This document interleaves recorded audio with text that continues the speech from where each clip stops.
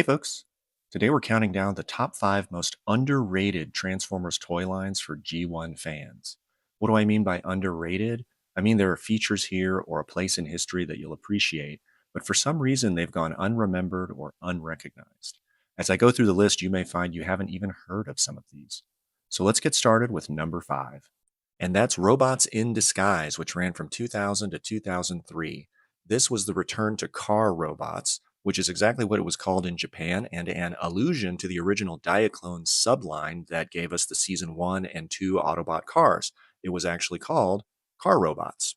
Robots in Disguise was sandwiched between two epic multi year arcs. It came after the end of the Beast Wars Beast Machines era and right before the beginning of the Unicron trilogy, which had Armada, Energon, and Cybertron. This line used materials and engineering from the Beast Wars era to give us ambitious new car designs, including a new Optimus Prime and Ultra Magnus.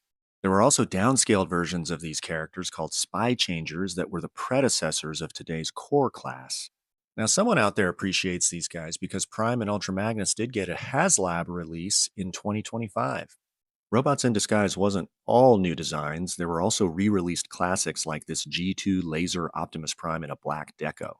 This toy was called Scourge, and he was released before it became standard to refer to all black Optimus Primes as Nemesis Prime.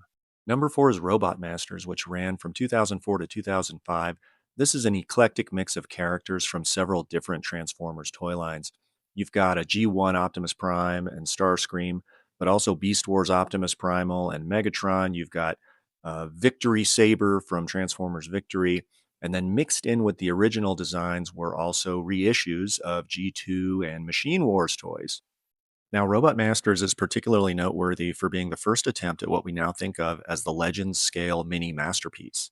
That's where downscaled versions of the characters are re engineered to match the cartoon model as closely as possible.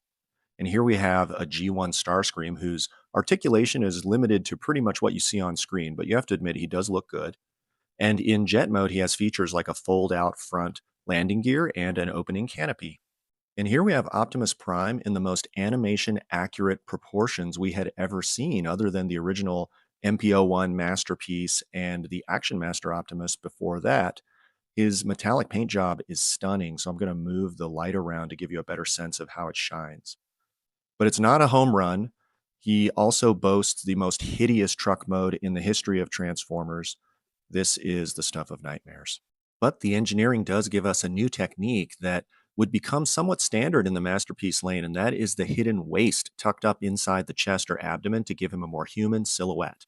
And number 3 is World's Smallest Transformers, which ran from 2003 to 2004. And these were micro-sized replicas of the original G1 toy designs. They're very detailed and very faithful to the original transformations. These were blind packed and in different proportions, so you didn't know what you were going to get until you opened the box, and some figures were much more rare than others.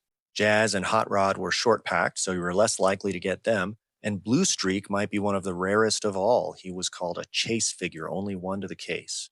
Because the line was so short lived, unlicensed producers started releasing figures of the characters that Takara had not gotten around to. One of those is this rare Trax that was produced by Hero Toys, and the other is this amazing Hound produced by Just It Toys. The Hound is fully painted and full of diecast. His automorphing features on the arms and his head are actually functional. And here we are with number 2, and it's Kabaya. This is a long-running cross-promotion between Takara and the Kabaya Candy Company in Japan. It's kind of like Kinder Eggs in Europe, where a piece of candy is paired with a toy. And these toys are snapped together model kits. You snip the pieces off of a sprue and you put them together, and they're fully transformable, at least through parts forming. You take the pieces apart and then you can reconfigure them in both modes. Having run from 1985 to 2016, you could argue that this is the single longest running line of Transformers in history, even exceeding Masterpiece, which is normally cited in that position. And as the years went on, these toys became increasingly detailed and accurate, growing in size, gaining stickers, and culminating in incredibly detailed examples like this Power Master Optimus Prime. And being a Japanese release, he's actually the fully armored Super Jinrai, complete with a God Bomber and his Power Master buddy, Jinrai. And we've made it to number 1, which is Alternators, also known as Binaltech in Japan. This ran from 2003 to 2008, and this is G1 reincarnated. This is what G1 would have been if it had launched in the early 2000s, with contemporary car makes and models and car parts that become robot parts. The rear quarter panels become the feet, the hood and the bumper become the chest, the front doors become wings. It's exactly what you remembered and loved from those original 1984 and 85 G1 cars. So you saw that Smokescreen became a Subaru, Trax is still a Corvette, and Hound is still a Jeep. Let's take a closer look at Jazz. Takara wasn't able to secure the license from Porsche, so they turned him into a Mazda RX-8. And he's going to show us all the incredible detail that is packed into these Alternators toys. Taking him out of the box, he's very sleek. You see almost no panel lines associated with the transformation. And if you want your mind blown, flip him over and take a look at the front wheels. He has a steering rack. The front wheels are connected together so that when one turns, the other turns as well. I don't think he has rack and pinion steering. I don't think the steering wheel is attached to those wheels, but I'll take what I can get. This is pretty cool. The hood opens, the front and rear doors open, the trunk opens. Where are they hiding a robot inside of this thing? The showroom ready interior is gorgeous. You've got front and rear bucket seats. You've got a full driver's gauge cluster and steering wheel. And then there's my favorite part, a proper manual transmission. So there you have it, the top 5 most underrated Transformers toy lines for G1 fans. There's no soft pedaling here. I'm not saying they're in no particular order or there's a bunch of honorable mentions. These are the 5 that you should not sleep on. They're really cool. The gap between how great they are and how unappreciated they are is what makes them underrated. And if you dive in here, I think you'll find that the well is really deep and you'll really like what you find. So, what do you think? Did I get them right or did I get them wrong? Let me know in the comments. I hope you found this information useful, and we'll see you next time. Hey, folks. I hope you enjoyed that video about the underrated Transformers lines. I want to weigh in on a topic that's causing some dissonance in the Transformers fan base right now, and that is Missing Link Ironhide.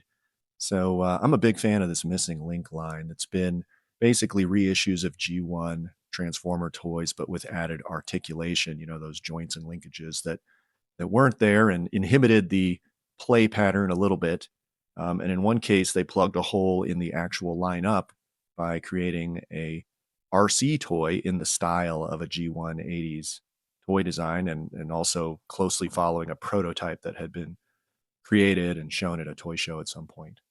So the controversy, if you can call it that, is that whereas the previous releases met with 90% approval, just kind of resounding approval by the fan base, Ironhide's more of a 50-50. A lot of people feel like they just took it way too far and it doesn't remind them of the G1 toy anymore. A lot of people on the other side, although a flip from 90-10 to 50-50 is a pretty big drop off, you have to acknowledge there are still half the people who love it. And they say, oh, the original G1 toy was the awful one. That was like, looked nothing like the cartoon and it really ruined it for them. And so now this one takes that toy more in the direction of the cartoon model. So here's my take on Missing Link Ironhide, and I'm not on board with it. I'm one of the detractors. I'm still very happy that there's a Missing Link line. I think it's great that they're encouraging creativity. They're not really, walling in the designers here. But I also agree this one took it way too far. There are already many, many, many other attempts at taking Ironhide closer to the toy model. There's already an answer out there for people who are looking for it. Like this one, like this one, like this one, like this one. There are so many, but not all of us grew up bonded more to the cartoon characters. Some of us grew up more bonded to the toys.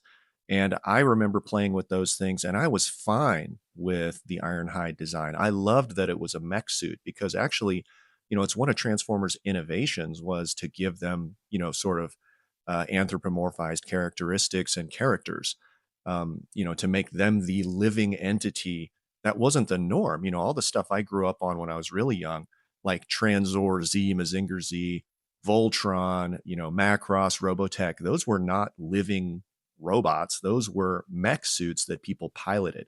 So when me and my friends were sitting around the playground playing, we were imagining ourselves as the pilots, not as the robots themselves. I'm not saying that's the right way to do it, but there's a lot of people who had that experience, and that was mine. So there's never really been something for the toy fans, right? I thought, I had hoped that Missing Link was about the toys. And so this design taking the Ironhide toy so unrecognizably toward the cartoon to me gives you kind of the worst of both worlds. You don't get the toy and you really don't get the cartoon either. I mean, this is a pretty sloppy looking creation here. It's hard to say that it's actually an improvement over some of these other ones that I just showed you. So in summary, this one is a pass for me. I do appreciate the ambition. There's some cool stuff in there. I would have been happy with just the mech suit Ironhide and joint articulation, and definitely with a pop-up head as sort of a Easter egg for those of us who lived through, joking about his headless form. And of course, you need to have a little pilot, which this one does come with. That would have been plenty for me, but, completely changing the entire sort of skeleton to just not look like his original mech suit. For me, that is a step too far, but I absolutely understand why a lot of people love it, and I'm happy for them. But in this case, I'm gonna keep my money in my pocket and wait for the next one. Hopefully, they get back into the lane that I'm interested in. So there's my hot take. If you agree or disagree, share it with me. I'd be glad to jam with you on that, and we'll see you next time.